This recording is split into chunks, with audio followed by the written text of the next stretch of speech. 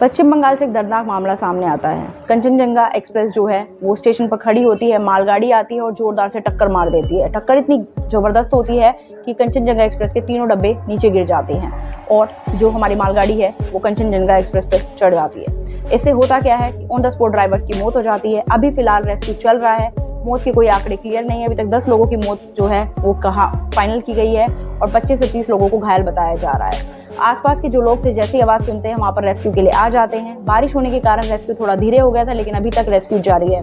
मेरा सरकार से क्वेश्चन ये है कि हर बार जो है ट्रेन में ये हादसे क्यों हो रहे हैं, इसके लिए कौन जिम्मेदार है? अपना ओपिनियन कमेंट सेक्शन में जरूर बताइएगा। वीडियो पसंद आए तो लाइक कीजिए, चैनल को फॉलो कीजिए।